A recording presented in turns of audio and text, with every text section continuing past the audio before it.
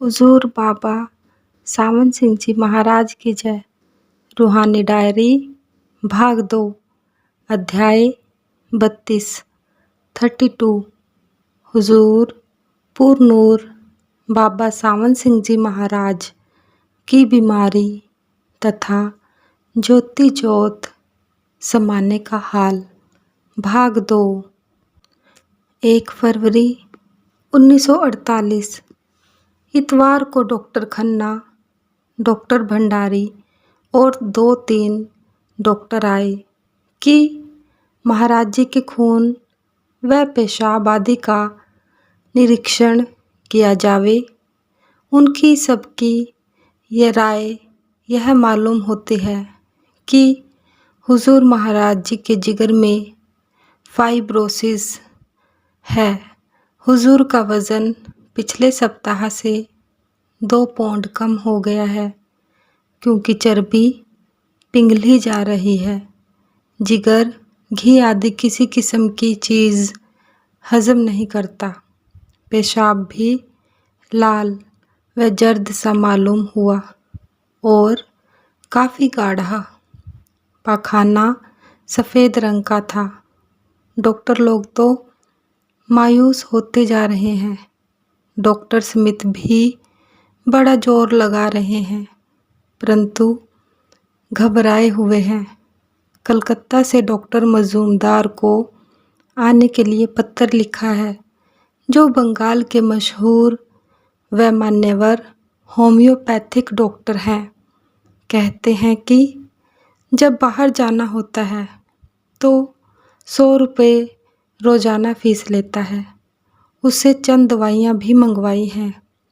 यह तो हाल है डॉक्टरों का। आज सोमवार 2 फरवरी 1948 को प्रोटीन लाइसेट बम्बई से 1 पौंड राय बहादुर लाल गुलवंत राय ने भेज दी है।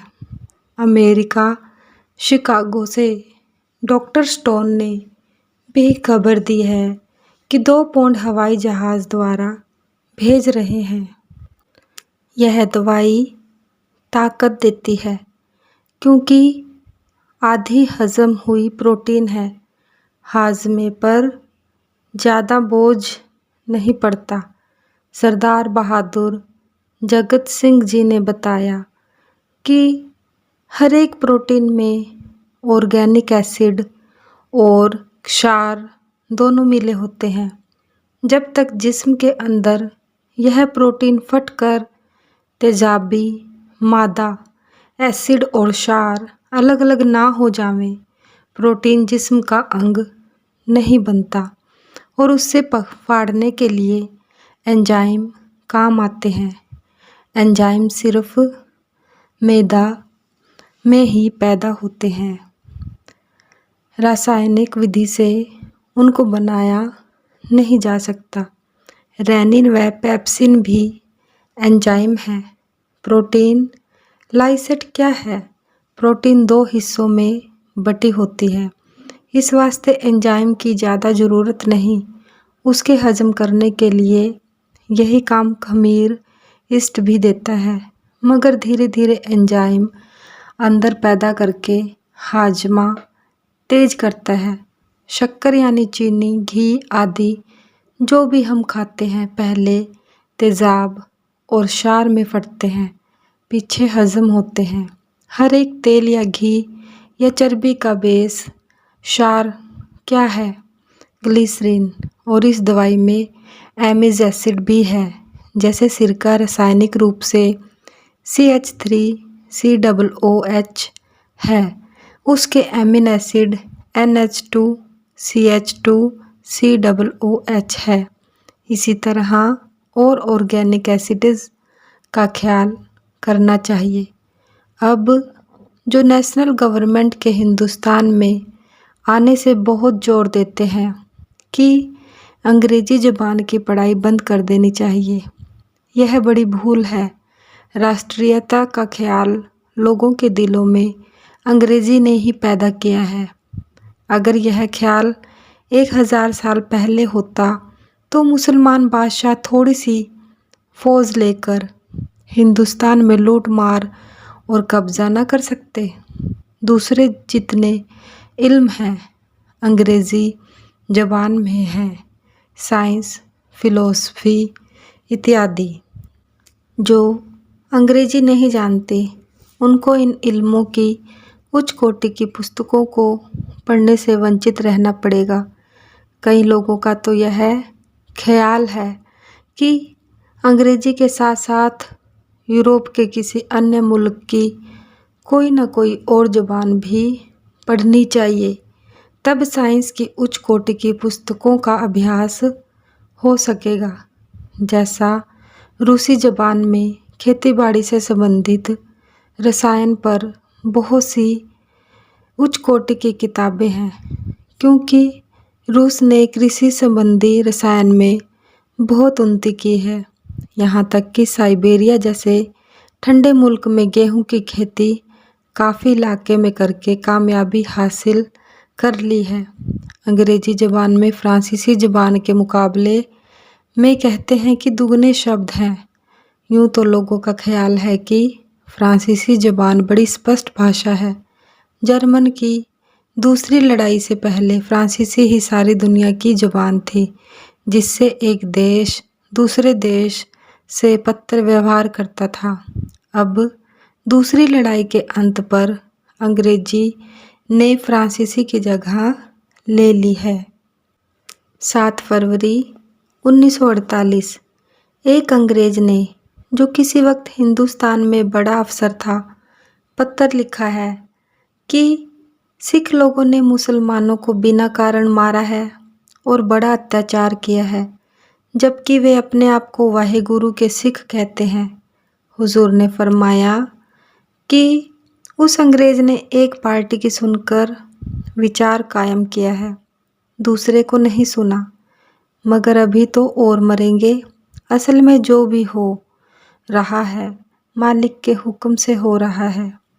साहिबजादा, हुजूर ने मुझे अगस्त में बताया था कि रात को मैंने सपने में देखा कि जालंधर शहर के रेलवे स्टेशन पर बहुत सारे मुसलमान मरे पड़े हैं।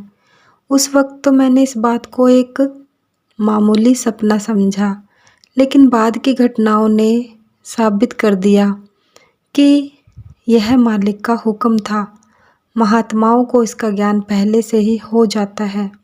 दुनियादारों को उस वक्त मालूम होता है जब वे घटनाएं सामने आती हैं। इसी तरह जब मैं यह कहानी सुनता था कि जब भगवान कृष्ण ने अर्जुन को समझाया कि लड़ाई करना तुम्हारा धर्म है, तुम कौरवों को मारो, और जब वह कृष्ण जी के समझाने पर ना समझा, तो आखिरकार कृष्ण जी ने अपना मुंह खोलकर अर्जुन को दिखाया कि ये तो सब मेरे खाए हुए हैं। कोई उनके दांतों में, कोई इनकी दाढ़ों में पिसा हुआ था। तब मैं उसको कहानी ख्याल करता था। असल में श्री कृष्ण जी ने विराट रूप, जो कि बहुत भयानक रूप है, अर्जुन को दिखाया था कि जो कि कौरवों को दाढ़ों में चबा रहा था। मानो मालिक का हुक्म हो चुका था कि कौरव मारे जाएंगे। अर्जुन तो केवल एक बहाना था। मौलवी रूम ने भी इस विषय पर अपनी मसनवी के दफ्तर पंजम में लिखा है। पहले तो यह लिखा है कि कोई फ़कीर दिन को दिया लेकर दुकानों पर देखता फिरता था। किसी ने कहा कि भाई, दिन को दिया जलाकर दुकानों पर क्या ढूंढ रहे हो? यह क्या मखौल बनाया है? उस महात्मा ने जवाब दिया, मैं तो इंसान ढूंढ रहा हूँ। तो दूसरे ने कहा कि अरे, ये सब बाजार, दुकानें आदमियों से भरी पड़ी हैं, ये तुझे दिखाई नहीं देते? उस भद्र पुरुष ने जवाब दिया कि इंसान तो इनमें एक भी नहीं। बकते खशम व बकते शहवत मर्द को, तालबे मर्दे दवानम को बकू, कूदरी दो हाल मर्दे दर जहाँ ता फिदाए कुनम इमरोज जा। अर्थात मैं ऐसे व्यक्ति की खोज में दौड़ता फिर रहा हूँ जो क्रोध और काम पर काबू पा चुका हो।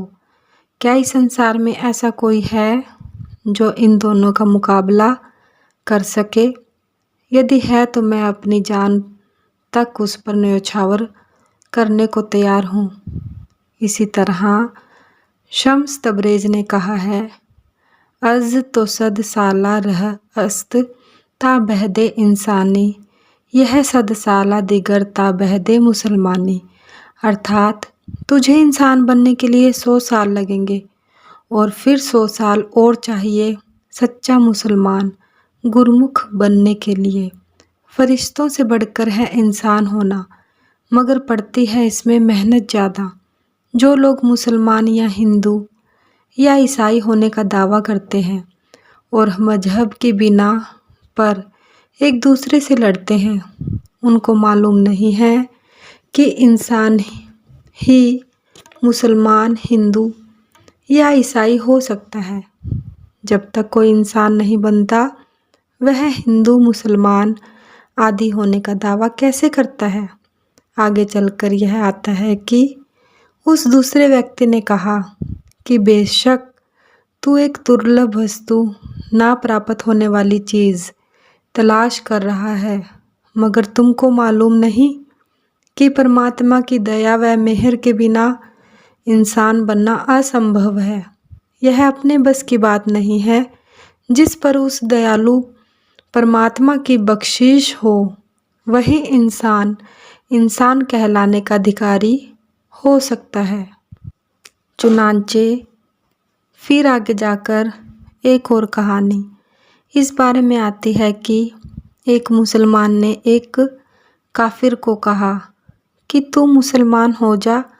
काफिर ने जवाब दिया कि अगर खुदा चाहता है तो मैं मोमिन हो जाऊंगा। अगर वह अपनी मेहर ज़्यादा करेगा तो मुझे इस्लाम पर भरोसा आ जाएगा।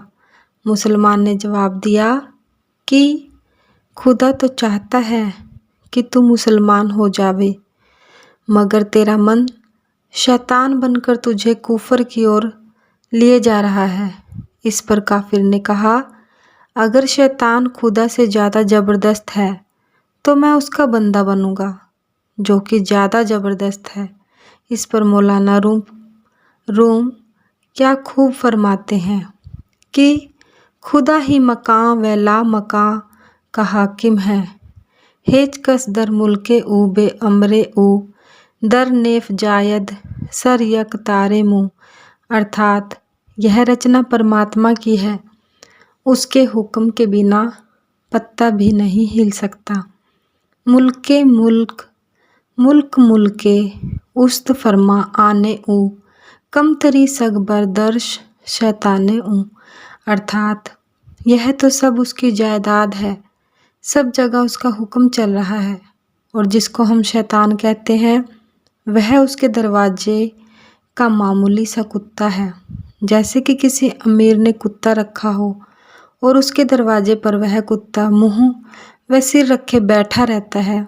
उस अमीर के लड़के उस कुत्ते की दुम को खींचते हैं और उसको ख्वार व जलील करते हैं, मगर कुत्ता चू नहीं करता। यह मिसाल है औलिया अल्लाह की व संतों की, जो कि परमात्मा के प्यारे बेटे हैं। हाँ, जब कोई अजनबी बाहर से आता है तो कुत्ता हमला करके उसको फाड़ डालता है।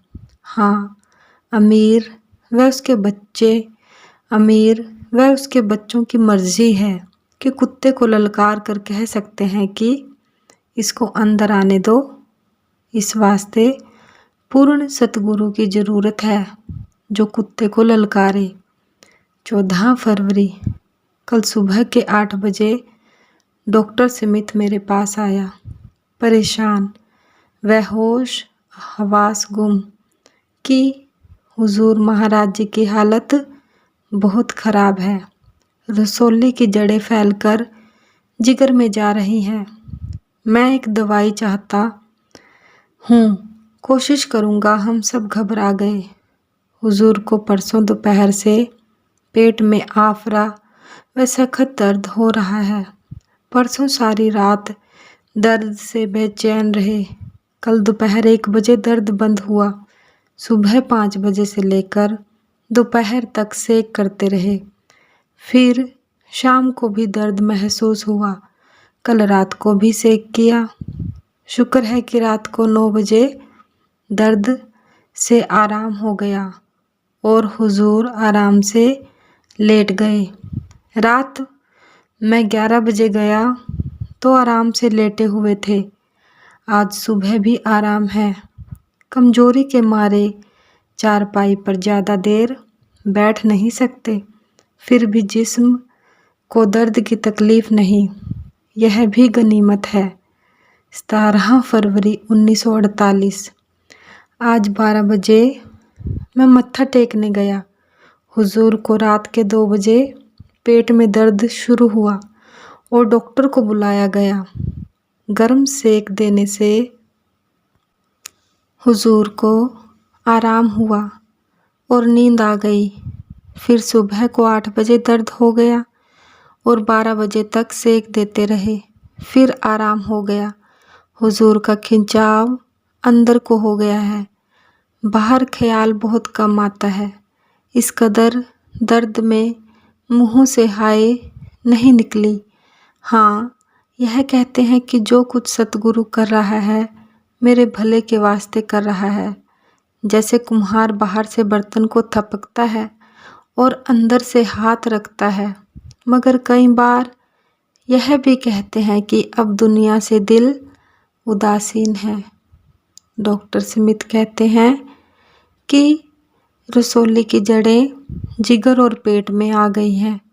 बिल्कुल मायूस तो नहीं हुए, मगर हम लोग मायूस हुए जाते हैं। देखिए भाग्य में क्या लिखा है। हुजूर तो सारा दिन चारपाई पर लेटे रहते हैं, उठकर बैठना भी नहीं चाहते। रूह को हमेशा अंदर ही रखते हैं, तवज्जह को बाहर लाना पसंद नहीं फरमाते। सबके दिलों में उदासी छा रही है। 23 फरवरी 1948। कल शाम के 6-7 बजे से हुजूर के पेट में दर्द शुरू हुआ और 2-3 बार 15-15 मिनट आराम का अवसर देकर सारी रात होता रहा। डॉक्टर स्मिथ को भी अपना बिस्तरा अपने कमरे से हुजूर के पास ही करना पड़ा। सारी रात सेक देते रहे। 9 बजे रात के कुछ आराम मालूम हुआ, सो हम सब लोग व साहिबजादे हुजूरी वहाँ से आ गए थे, मगर दर्द फिर शुरू होकर सारी रात होता रहा। 25 फरवरी। 2 दिन से अमेरिका से डॉक्टर स्टोन साहिब की भेजी हुई दवाई जिमिनेटेड ऑयल हुजूर को दी जा रही है। कहते हैं कि उसमें ऑक्सीजन की तेज शक्ल ओजोन अंदर जाकर लाल खून पैदा करती है और बीमारी के कीड़ों को आंतड़ियों से मारती है, या तो बुखार की वजह से या दवाई की वजह से। हुजूर को कल से बेहोशी सी रहती है। मैं आज 12 बजे दोपहर को मत्था टेकने गया तो बहुत देर उनके पलंग के नीचे रुख खड़ा रहा। 6 फरवरी 1948। अभी तक हुजूर को कमजोरी बहुत है। पिछले इतवार को अमृतसर के बड़े बड़े डॉक्टर मेडिकल कॉलेज व सिविल हॉस्पिटल के आए। उन्होंने निरीक्षण किया और मेरे पूछने पर यह कहा कि बीमारी और कमजोरी पिछले हफ्ते से ज़्यादा है। डॉक्टर स्मिथ बहुत मेहनत कर रहा है, कभी कभी मायूस भी हो जाता है। हुजूर के बदन पर साबुन व गर्म पानी से स्पंज करता है। टिक्की साबुन को ज़ुबान पर घिस कर देख लेता है। अगर ज़ुबान पर लगे तो साबुन खराब है। कमजोरी इस कदर है कि हुजूर के लिए बोलना मुश्किल है। रूह अंदर ही रहती है। सत्संग बाबू गुलाब सिंह या बाबा रामेश्वर सिंह या सरदार कृपाल सिंह शाम को 5 बजे तक करते हैं। हुजूर सिर्फ दोपहर को खिड़की पर से दर्शन देते हैं। बिस्तर पर बैठ जाते हैं और खिड़की खोल दी जाती है। 15 मार्च 1948 चैत्र की संक्रांति 13 मार्च को थी। उस दिन से हुजूर कुछ आराम महसूस कर रहे हैं। उस दिन 12 माह का सत्संग सरदार कृपाल सिंह जी ने किया और सत्संग को उसके बाद संगत को उसके बाद करीबन 12 बजे दर्शन हुए। डॉक्टर लोग तो ज़्यादा संतुष्ट नहीं हैं। एक अंग्रेजी किताब की डॉक्टर स्मिथ ने बहुत प्रशंसा की। मैं लाइब्रेरी से लाया। किताब वास्तव में पढ़ने योग्य है और यह एडिशन 1934 का न्यूयॉर्क का छापा हुआ नंबर 102-106। इसका नाम है द स्टोरी ऑफ सान माइकल। लेखक एक्सिल मन थे। बेशक किताब पढ़ने योग्य है और दिलचस्प है। कोई लगातार कहानी नहीं है। जहाँ से पढ़ो वहाँ से ही दिलचस्प और शिक्षाप्रद मालूम होती है। 16 मार्च को मैं अमृतसर बैंक का काम करने गया। डॉक्टर स्मिथ और दीवान जयचंद जी भी साथ थे, क्योंकि दीवान साहिब हुजूर महाराज जी को बतौर डॉक्टर देखने तशरीफ़ लाए थे। एक रात रहकर कल 16 मार्च वापस अमृतसर से दिल्ली हवाई जहाज़ से गए। राजा सांसी के हवाई अड्डे को देखा। सिर्फ मैदान सा है, कोई इमारत नहीं। मैदान में सीमेंट की सड़कें जहाज़ों के चढ़ने और उतरने के लिए बनी हुई हैं। खबर नहीं बारिश में क्या करते होंगे। हवाई जहाज़ के अफसरों की वर्दियां सफ़ेद व सहायक लोगों की काली काली देखने में आई। वहाँ कुछ ज़्यादा रौनक न थी। सिर्फ एक बाबू, 4 अफसर और कुछ चपरासी थे। जब हम पहुँचे तो हवाई जहाज़ को घोड़े की तरफ सीख पा खड़ा करके उसकी थुथनी में पेट्रोल दे रहे थे। आगे के 2 पहिए बड़े थे, पीछे एक पहिया छोटा सा था। यह 3 पहियों की सवारी है। जब हवा में उड़ती है तो ये पहिए नज़र नहीं आते। डॉक्टर जयचंद जी ने फरमाया कि मेरा यह हवाई जहाज़ से पहला सफ़र था। मैंने सफ़र करने से पहले अपना ब्लड प्रेशर देखा कि ज़्यादा तो नहीं, क्योंकि कम था, इस वास्ते सफ़र मंजूर कर लिया। हालांकि जहाज़ 150 मील प्रति घंटा से ज़्यादा की रफ्तार से उड़ रहा था, फिर भी हमें मालूम ना हुआ। जब रास्ते में जहाज़ वालों ने पर्चे मुसाफिरों को बांटे तो पता लगा कि आधा सफ़र ख़त्म हो चुका है। उतरते वक्त जहाज़ अगर धीरे धीरे उतरे तो कुछ दिक्कत महसूस नहीं होती। दिल्ली का हवाई अड्डा बहुत बड़ा और देखने योग्य है। आदमपुर का अड्डा अमृतसर से बेहतर है, मगर है वह भी उजाड़ सा। डॉक्टर साहिब को छोड़कर हम मिस्टर क्लेयर के यहाँ सेंट्रल वर्कशॉप देखने गए। वहाँ अंदर जाना बिना उनकी खास इजाज़त के नहीं हो सकता। वे वहाँ वर्क इंचार्ज हैं और उनके ऊपर सुपरिटेंडेंट साहिब है। कारखाने में पहले सब मुसलमान मिस्त्री थे, अब 90% सिख और बाकी हिंदू मालूम होते हैं। उनको वहाँ ही काम करते करते काम करने का ढंग आ जाता है। सब कारीगर खड़े होकर काम करते हैं। किसी के लिए कोई मेज, कुर्सी या स्टूल नहीं। बड़ा बारीक काम भी होता है और मोटे मोटे काम भी, यानी स्टीम रोड, रोलर यहाँ बनते हैं और नहरों के लिए हेड वर्क्स भी, जो लोहे की जंजीरें सी होती हैं जिनसे पानी को दरिया से नहर में कम या ज़्यादा छोड़ते हैं, और बहुत बारीक पुर्जे जिनकी चूड़ियाँ बहुत ही बारीक होती हैं, और ऐसे पुर्जे भी जिनकी लंबाई इंच का 500वां भाग तथा दुरुस्त रखी जाती हैं ताकि मशीन में फिट आ जावे। शेड जहाँ कारीगर लोग मशीनों पर काम करते हैं, बड़े रोशन, खुले, हवादार और सेहत के ख्याल से बनाए गए हैं। इनके अतिरिक्त बड़े बड़े स्टोर भी हैं जिनमें काफ़ी सामान पड़ा रहता है और बिजली के सामान के स्टोर भी हैं। अफसरों के लिए अलग अलग कमरे हैं जिनमें हर तरह का आराम है। गवर्नमेंट ऑफ इंडिया अब स्विट्ज़रलैंड के शहर ज्यूरिच में अपने विद्यार्थियों को औद्योगिक प्रशिक्षण के लिए भेजने का फैसला कर चुके हैं। हर एक किस्म के कारखानों में वहाँ काम सिखाया जाएगा। बिजली की मशीनें, इंजीनियरिंग, घड़ी साजों, जहाज़ों की बनावट इत्यादि। डॉक्टर साहिब को हमारा मुल्क बिल्कुल नया मालूम होता है। बाज़ारों में घूमकर बड़े प्रसन्न होते हैं। कपड़े बेचने वालों की दुकानें, खोंचे वाले, बोतल बेचने वालों की दुकानें, हलवाई, सब्जी आदि की दुकानें बड़े ध्यान से देखते हैं। उनको गोकुल मार्केट में ले गए। कर्मोड्योढ़ी कचहरियाँ आदि सब दिखाई।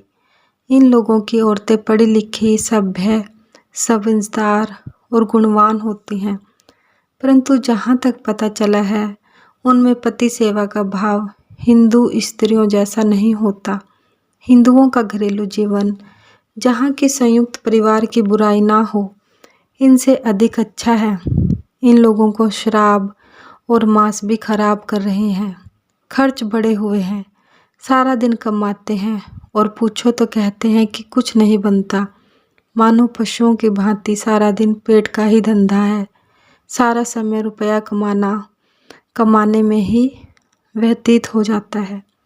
साहिब बहादुर अपने देश में सुबह के 8-9 बजे से 1 बजे तक और 2 बजे से 7 बजे तक बीमारों को देखते हैं। इसके बाद पत्र लिखाते हैं और सेक्रेटरियों की लिखी हुई चिट्ठियाँ टाइप होकर आती हैं तो उनको दुरुस्त करते हैं। रात के 10-11 बजे सोकर सुबह को फिर समय पर तैयार होना पड़ता है। परमात्मा की भक्ति के लिए वक्त रात को तो कोई मिल नहीं सकता। सुबह को मुश्किल से 1-8 घंटा मिलता होगा। शुक्र है हिंदुस्तान में लोगों को जीवन यापन के लिए इतनी मेहनत नहीं करनी पड़ती। हमारे लोगों के पास प्राय फालतू समय बहुत होता है जो कि वे बेकार खो देते हैं। वक्त की कदर नहीं, ना अपने भाइयों की सेवा में समय व्यतीत करते हैं, ना अपनी भलाई के लिए बेकार में वक्त खो देते हैं। आम कस्बों और शहरों में यही स्थिति है। हाँ, लोग परहेजगार और सादा अवश्य है। हमारे लोगों ने क्या खाना है? दाल और रोटी। ये लोग दाल रोटी अधिक नहीं खाते। फल, मेवा, सब्जी, टमाटर, केला, मटर, पनीर, दही, चाय, जाम, मक्खन, इसलिए खूब मजबूत होते हैं और जैसे कमाते हैं वैसा खर्च भी खुले दिल से करते हैं। हमारे साहिब बहादुर को फ़ोटो लेने का बहुत शौक़ है। पेड़ों के, उनकी टहनियों के, फूलों के, ब्यास के इर्द गिर्द के खेतों के, मनुष्यों के, जरा जरा सी नई वस्तु के फ़ोटो लेते रहते हैं। 1-2 कीमती कैमरे साथ हैं। पगड़ी पहनकर खूब खुश होते हैं, किंतु बांधनी नहीं आती। हम लोगों से बंधवाते हैं। 2 बार मेरे साथ डॉक्टर स्मिथ अमृतसर तशरीफ़ ले गए। वहाँ जरा जरा सी बात को देखते रहे। इंपीरियल बैंक में गए तो मैं तो बैठा रहा। यह वहाँ के खजांचियों को रुपए गिनते देखते रहे। बाज़ारों से कपड़ा लेने गए तो मैं उनको बजाज की दुकान पर छोड़कर कापियाँ कागज़ खरीदने चला था कि मेरे साथ हो लिए कि चलो मैं भी देखूँगा।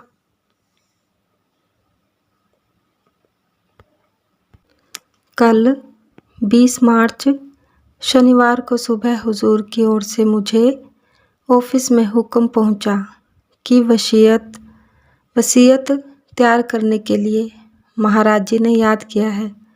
मैं जल्दी जल्दी वहां गया तो सरदार बहादुर जगत सिंह को साथ वाले कमरे में मुंह सिर लपेटे जैसे कि कोई भजन में बैठा हो देखा। और सरदार बंचित सिंह व सरदार चरण सिंह उसी कमरे में खड़े थे। मैं अगले कमरे में, जहाँ की हुजूर का पलंग था, चला गया तो वहाँ डॉक्टर स्मिथ को मौजूद पाया। हुजूर ने फरमाया, हमारी वसीयत लिख कर लाओ। मैंने पूछा, किसके हक में? तो हुजूर ने जवाब दिया, जगत सिंह के नाम। इस पर मैं ऑफिस में वापस आ गया और आकर हुजूर के पहले 2 वसीयतनामे, जो कि डेरे की दूसरे दस्तावेज के साथ सेफ में मौजूद थे, उनका अध्ययन किया तो उनसे पता चला कि ज़्यादा लंबी चौड़ी तहरीर की ज़रूरत नहीं रही, क्योंकि हुजूर इन दोनों वसीयतनामों में अपनी खानदानी या निजी व परमार्थी जायदादों के बारे बड़ी विस्तार पूर्वक हिदायतें दे चुके हैं। सिर्फ उनके उत्तराधिकारी का नाम लिखना बाकी रह गया है। चुनांचे एक छोटी सी वसीयत लिखकर मैं हुजूर की खिदमत में हाजिर हुआ। वहाँ डॉक्टर स्मिथ, साहिबजादा बंचित सिंह व सरदार चरण सिंह हुजूर के पोते मौजूद थे। मैंने वह वसीयतनामा हुजूर को पेश किया। दोपहर का वक्त था। हुजूर पलंग पर लेट रहे थे। उनको उठाकर बैठाया गया और उन्होंने ऐनक लगाकर वसीयतनामा 2 बार पढ़ा। फिर मुझे हुक्म दिया कि इसको पढ़कर सबको सुनाओ। मैंने सबकी उपस्थिति में पढ़कर सुनाया और हुजूर को वह दस्तावेज वापस कर दिया। सरदार चरण सिंह के पास हुजूर का पेन था। हुजूर को दस्तखतों के वास्ते पेश किया तो डॉक्टर स्मिथ अपना पेन हुजूर को पेश करके बोले, let me have this privilege, यह सौभाग्य मुझे लेने दीजिए। इस पर महाराज जी ने डॉक्टर साहिब का पेन लेकर उससे वसीयतनामे पर दस्तखत किए। बाद में डॉक्टर साहिब से हम लोगों ने कहा कि आप इस पर बतौर डॉक्टर तस्दीक करें कि हुजूर के होश व हवास ठीक हैं। चुनांचे उन्होंने तस्दीक कर दी। फिर सरदार बंचित सिंह व सरदार चरण सिंह ने बतौर गवाह उस पर दस्तखत किए और हुजूर ने पड़ताल करने के बाद वह वसीयत मुझे दे दी। हुजूर की सेहत स्पष्टतः रोज़ बरोज़ गिरती जा रही है। रूह जिस्म में आना नहीं चाहती, हर वक्त लेटे रहते हैं। जब दर्शनों के लिए पलंग पर उठाकर बैठाते हैं तो कई आदमियों की मदद की ज़रूरत पड़ती है। डॉक्टर मायूस है, मगर कोई अभ्यासी लोगों को भी अभी उम्मीद है। स्वर्गीय सरदार सेवा सिंह की एक बात याद आ गई कि 10वें द्वार से नीचे अगर सत्संगी सतगुरु के आगे दुखों की शिकायत करता है तो वहाँ काल साक्षी होता है। वह कहता है कि इसके दुख इसके अपने कर्मों की सजा मैं दे रहा हूँ, आप क्यों दखल देते हैं? इस वास्ते सतगुरु को खामोश होना पड़ता है।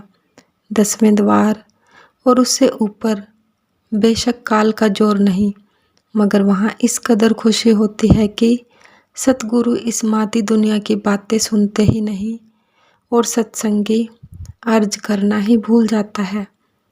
29 मार्च, कल इस महीने का आखिरी इतवार था। मासिक सत्संग की वजह से और हुजूर की बीमारी की वजह से बहुत सी संगत डेरे आई हुई थी। शनिवार की रात को मेरा व बीबी रली व साहिबजादा बंचित सिंह का यह विचार हुआ कि अब क्योंकि हुजूर ने अपनी जगह सरदार बहादुर जगत सिंह को वसीयत लिखकर नियत कर दिया है और इस बात की खबर खास सत्संगियों को ही हो चुकी है, इस वास्ते बेहतर होगा कि इसकी सूचना कल इतवार को मासिक सत्संग में संगत को कर दी जावे। इस मतलब के लिए हमने दफ्तर के कमरे में मलिक राधा किशन, एडवोकेट मुल्तान और सरदार कृपाल सिंह को बुलाया। सरदार बहादुर को भी बुलाया गया था, मगर वे ना आए। उस वक्त यह विचार पेश किया कि कल को जब सरदार कृपाल सिंह इतवार का सत्संग खत्म करें तो यह घोषणा कर दें कि हुजूर ने अपना उत्तराधिकारी सरदार बहादुर जगत सिंह को वसीयतनामा के जरिए नियत कर दिया है।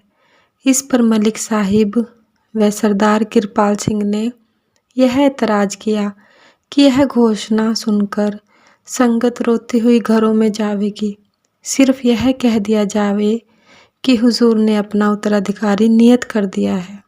चुनांचे सत्संग के ख़त्म होने पर सरदार साहिब ने यह घोषणा कर दी। 31 मार्च 1948। आज पूरे 6 महीने हो गए हैं कि हुजूर बिस्तरे पर बीमार पड़े हैं। मैं आज रात के 8 बजे उनके दर्शनों को गया तो बीबी रली ने मेरा नाम लिया। उन्होंने सिर हिलाकर इशारा किया कि हम इसको पहचानते हैं। डॉक्टर हांडा दिल्ली वाले ने बताया कि अत्यंत कमजोरी है, जिस्म थक गया है, अंदर पानी भी बड़ी मुश्किल से निकलते हैं। डॉक्टर लोग कहते हैं कि नब्ज ठीक है, सांस ठीक है, मगर खाते पीते कुछ नहीं। ग्लूकोज का पानी और लाइसेट लेते हैं, मगर पहचानते सबको हैं, चाहे बोल नहीं सकते और बातें समझते हैं। दिमागी हालत अच्छी है। डॉक्टर समित कल तो बिल्कुल घबरा गए थे, आज कुछ खुश हैं। पाकिस्तान बना। लोगों ने अपनी गुम हुई लड़कियों, लड़कों और रिश्तेदारों को हर मुमकिन तरीके से ढूंढने की कोशिश की। अखबारों में इश्तिहार दिए, अफसरों की खुशामदें की और उनके दरवाज़ों पर धक्के खाए। पाकिस्तान में ज़िंदगी का खतरा जानते हुए भी अपने अजीज़ों को देखने गए। ये रिश्ते अस्थायी हैं, आखिरकार यही छोड़ जाने हैं, या हम अपने रिश्तेदारों को छोड़कर चले जाएंगे या वे हमको हमारी ज़िंदगी में ही छोड़ जाएंगे। इन झूठे रिश्तेदारों की तलाश में कितने भटक रहे हैं, लेकिन परमात्मा जो सबका बाप है और जिसके साथ स्थायी रिश्ता है, उसको ढूंढने के लिए कितने लोग हैं जो दिल से कोशिश करते होंगे। वाद विवाद करना खुदा को ढूंढना नहीं कहा जा सकता, यह तो बुद्धि विलास है। यानी वाद विवाद बुद्धि का विषय है, बुद्धि उसमें आनंद लेती है। यह खुदा की तलाश नहीं। तलाश उसको कहते हैं कि उसके लिए इंसान महात्माओं के नरम गरम वचन सहकर व धक्के खाकर भी उनको ना छोड़े और व्याकुल होकर ढूंढता फिरे। जैसे मैंने पाकिस्तान से आए शरणार्थियों को व्याकुल देखा है। वरना शेर पढ़कर यह कहना, कभी ए हकीकते मुंतज़िर नज़र आ लिबासे मजाज में, कि हज़ारों सजदे तड़प रहे हैं मेरी जबीने नियाज में। बेफ़ायदा है और खुदा को धोखा देना है। जिसके दिल में दर्द है उसको शेर नहीं सूझते। अगर हम इतने दर्द से खुदा को तलाश करें जितने दर्द से अपने गुम हुए रिश्तेदारों को तलाश करते हैं, तो खुदा जो हाजिर नाजिर सर्वव्यापी है, सब कुछ देख रहा है, ज़रूर हमारे सामने आ जावे। हमारे दिल में मांग और तड़प नहीं है। मौलाना रूम कहते हैं, तू हर्जा की बाशी भी तलब, तू जहाँ कहीं भी रहे उसकी याद में रह। अगर कोई शिकायत करे कि मुझे खुदा या खुदा का सच्चा रास्ता नहीं मिला, तो यह समझ लो कि उसके दिल में पूरी पूरी तड़प नहीं है। ऐसी तड़प वाले जिज्ञासु की पहचान स्वामी जी महाराज ने खूब बताई है।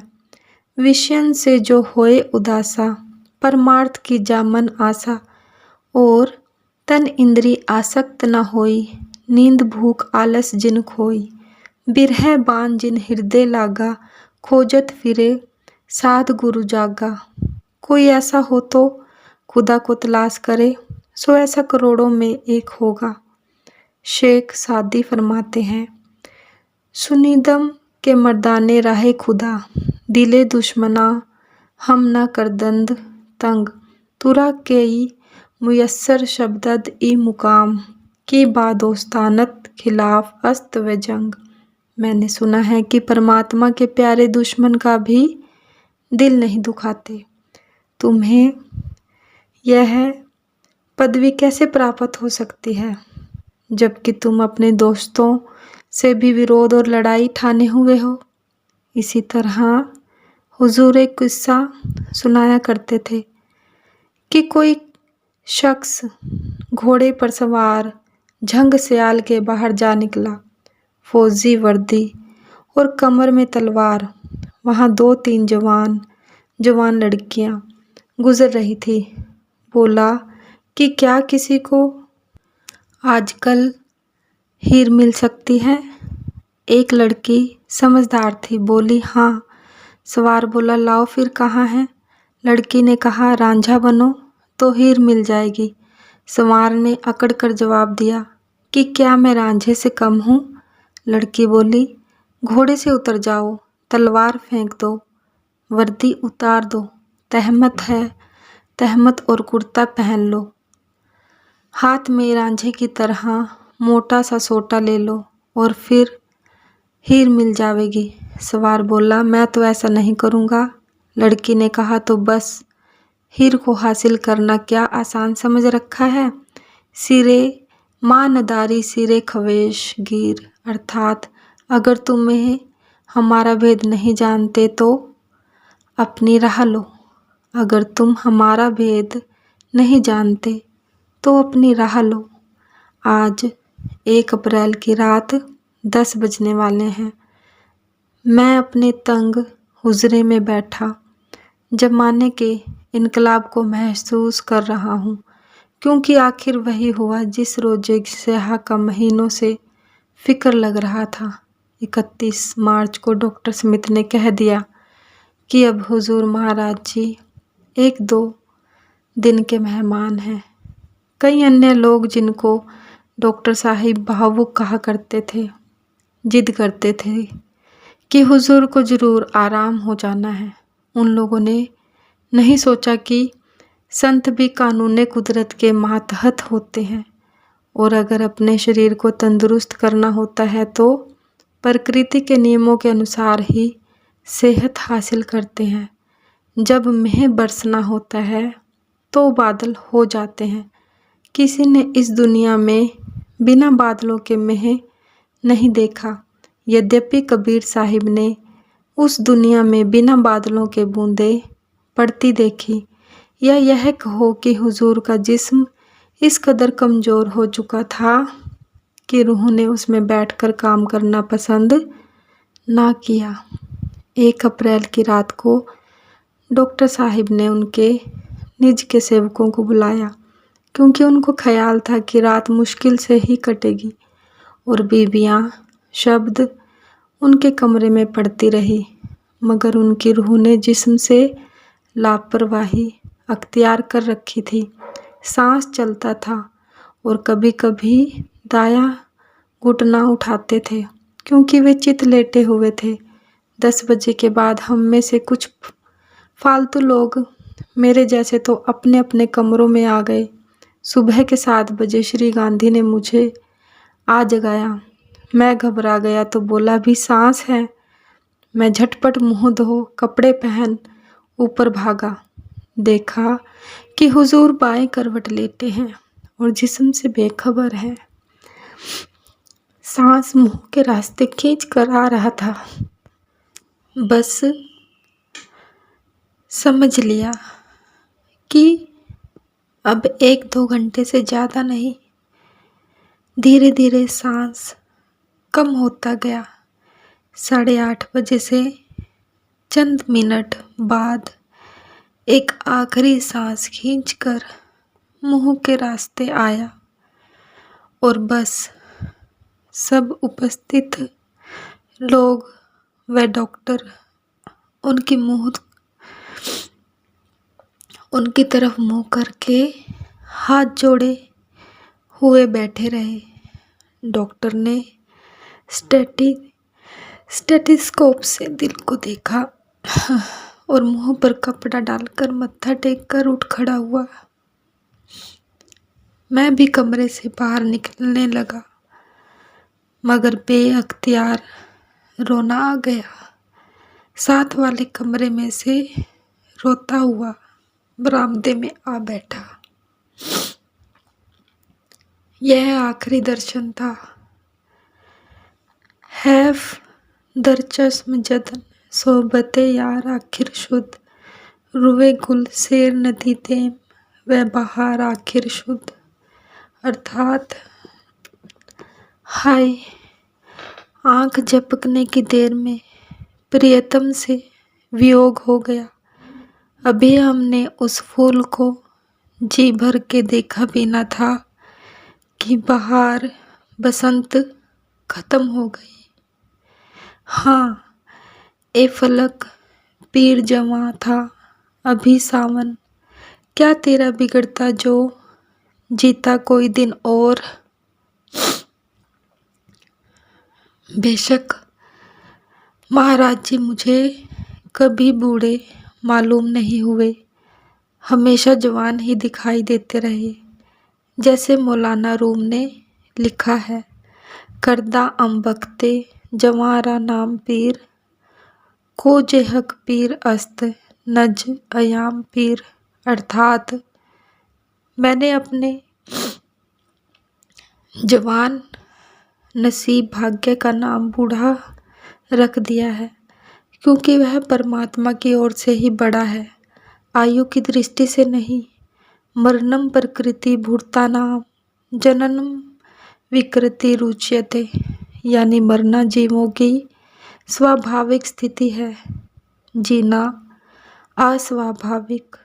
खैर, उसी वक्त तारे भिन्न भिन्न शहरों को दे दी गई, खत डाल दिए गए और अमृतसर सामान दाह संस्कार के लिए कार दौड़ाई गई। डेरे में हाहाकार मच गया। हुजूर के शरीर को नहला धुलाकर, कपड़े पहनाकर सबसे नीचे के बरामदे में पलंग पर लिटा दिया गया। सिर्फ चेहरा खुला रहने दिया गया। संगत एक दरवाजे से आती थी और दूसरे से निकल जाती थी। शाम के 4:30 बजे अमृतसर से सामान आ गया और 5 बजे अर्थी विमान तैयार करके दरिया ब्यास के किनारे संगत की धक्का पेल में ले जाई गई। यहाँ से दरिया का किनारा 2 मील होगा, क्योंकि दरिया ढिलवां की तरफ हट गया है। वहाँ से अंधेरा हुए वापस आए। 4 अप्रैल की शाम को 2 बजे यहाँ से फिर संस्कार के लिए रवाना हुए कि फूल जल प्रवाह किए जाएं। उस वक्त तक वहाँ सख्त पहरा रखा गया था। फूल विसर्जन में 3 घंटे लग गए। वहाँ से 5 बजे चलकर 6 बजे डेरे वापस आ गए और ख्याल आया कि इंसान क्या है, सिर्फ मुट्ठी भर राख और दुनिया जंगल की हवा। इधर से आई और उधर को निकल गई। दौराने बका चुबादे सहरा बगुजस्त, यक दौरो जा चेह की दुनिया साते अस्त। अर्थात जीवन की अवधि जंगल की हवा की तरह गुजर गई। यह संसार ही क्षण भंगुर है। जो लोग इस दुनिया में आकर मुल्क, हुकूमत, पदवियों तथा धन माल की चाह रखते हैं, वे रेत की दीवार बनाना चाहते हैं। हाँ, अगर परमात्मा की भक्ति में मेहनत करते तो साथ जाते। हुजूर तो रूहानी मंडलों को चले गए, सारा बोझ हमारे कंधों पर डाल गए। सच्चे पातशाह तेरा ही आसरा, सतगुरु तेरा ही आसरा, सतगुरु तेरा ही आसरा। सच्चे पातशाह तेरा शुक्र है, तेरा शुक्र है। राधा स्वामी।